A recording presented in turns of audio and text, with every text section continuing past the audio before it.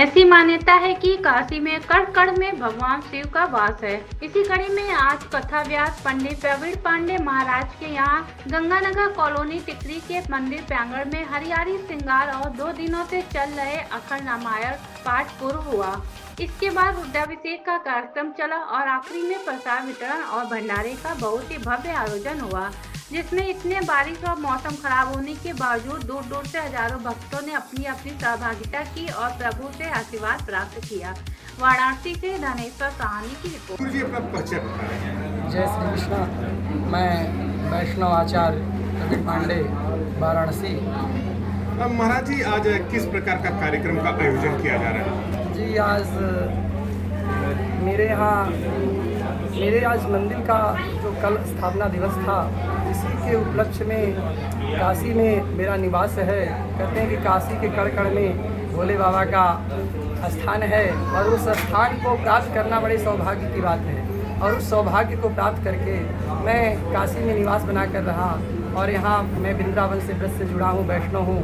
तो राधा कृष्ण की मूर्ति स्थापित किया और आज कहते हैं कि काशी में जो हमारे हरियाली श्रृंगार का संघ है, कि कहते हैं कि माता पार्वती और भगवान शंकर, अगर कोई हरियाली प्रसंग जहाँ आता है, माताएं हरियाली तीज रखती हैं, इतनी तप तपस्या करती हैं कि इतना फल मिलता है।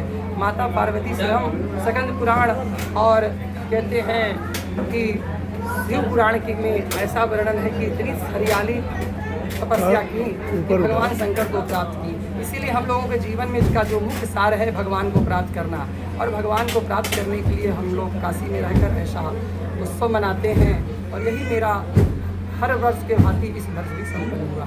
गुरु जी, आज ये जो कार्यक्रम चल रहा है, कितने दिवसीय का कार्यक्रम हो और आज का कार्यक्रम मुख्य क्या है? कितने लोगों के साथ ये कार्यक्रम संपन्न कर रहे हैं? जी, आज 2 दिवसीय का कार्यक्रम मेरा चलता है। तो 2 दिवसीय कार्यक्रम में कल जैसे हमारे सनातन धर्म में कहते हैं कि राम भगवान आज ही सावन के महीने में राम का भी बड़ा अद्भुत प्रसंग है, जिसको सनातनों में हमको हमारे जुड़ा गया है भगवान भोलेनाथ और भगवान शंकर से। कहते हैं कि काशी में भोलेनाथ इसीलिए निवास किए हैं कि स्कंद पुराण में वर्णन आता है कि जो व्यक्ति मृत्यु के कगार पे जाता है, उसके कान में जाकर भगवान राम राम कहते हैं। तो रामचरितमानस का पाठ हम भगवान शंकर भोलेनाथ का रुद्राभिषेक और रामचरितमानस का पाठ कल संपन्न हुआ। ये कार्यक्रम होने के बाद क्या कोई भंडारे का भी आयोजन किया गया, और अगर किया गया तो कितने लोग आए? जी, भंडारे का आयोजन की कहते हैं कि बिना प्रसाद का कोई भी कार्य यज्ञ अधूरा रहता है। तो प्रसाद आज जितने भी हमारे भक्त लोग आए, जुड़े और प्रसाद ग्रहण कर रहे हैं। जो गुरु जी, काशी वासियों को इस सावन में आप क्या संदेश देना चाहेंगे? अपनी सावन में काशी वासियों को मैं यही संदेश देना चाहता हूँ कि काशी में रहने वाला व्यक्ति जो तो पहले तो प्रयास करना चाहिए कि काशी विश्वनाथ का दर्शन प्रतिदिन करे, और नहीं भी होता है तो मात्र 1 दिन भी करने से काशी वालों को उसका फल प्राप्त होता है। तो 1 दिन जाकर कम से कम भगवान भोलेनाथ का दर्शन करते। जहाँ भगवान आते रहते हैं वहाँ कभी विपदाएं नहीं आती। बस इस चीज़ को काशी वाले ध्यान दे रहे हैं। गुरु जी, आपने प्रारंभ में कहा कि आप वैष्णव संप्रदाय से हैं और काशी जो है शिव की नगरी है, शैव संप्रदाय से। तो वैष्णव संप्रदाय को और शिव संप्रदाय के बीच आप जो स्थापित कर रहे हैं उसको कैसे करते हैं? जी, स्थापित करते हैं कि हमारे जो भोलेनाथ हैं हमारे कन्हैया के बड़े आराध्य हैं, और आराध्य अगर कोई होता है तो अपने भक्तों को हृदय में, और उनके आराध्य हैं भोलेनाथ, उनके आराध्य हैं, और भगवान हमारे कन्हैया उनके आराध्य हैं। और इसीलिए दोनों का तालमेल जुड़ा हुआ है और तालमेल जुड़ा है।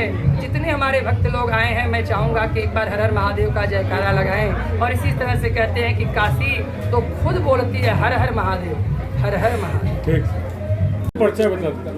मैं अजय कुमार सिंह, प्रधानाध्यापक प्राथमिक विद्यालय मुरादेव, विकासखंड काशी साहब, आज किस प्रकार का ये कार्यक्रम का आयोजन किया जा रहा है और कहाँ किया जा रहा है? देखिए, सराय डगरी भगवतीपुर गंगानगर कॉलोनी में हमारे पूज्य गुरुदेव आदरणीय प्रवीण पांडे जी हैं। इनके यहाँ ये कार्यक्रम चल रहा है।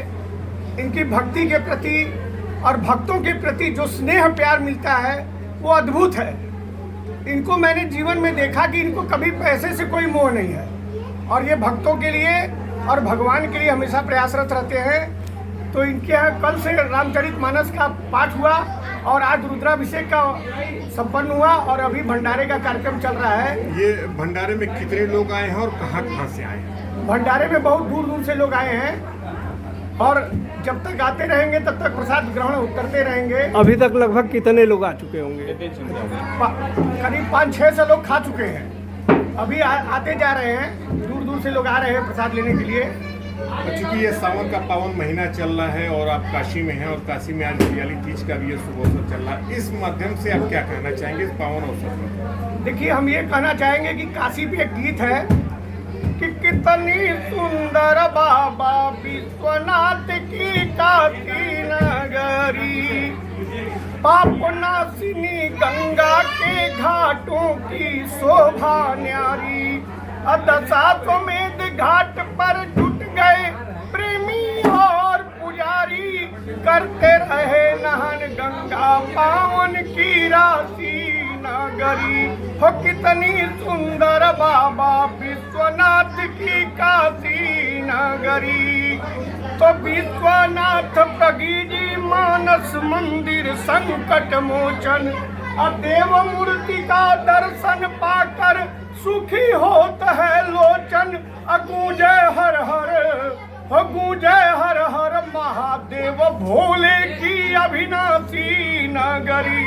कितनी सुंदर बाबा विश्वनाथ की काशी नगरी। मार साहब, हमारे चैनल के माध्यम से काशी की जनता को इस सावन के महीने में क्या संदेश और क्या शुभकामनाएं देंगे? देखिए, मैं काशी की जनता को यही शुभकामना देना चाहता हूँ कि प्रभु ने कहा कि निर्मल मन जन सो मोहि पावा, अमोहि कपट छल छिद्रन भावा।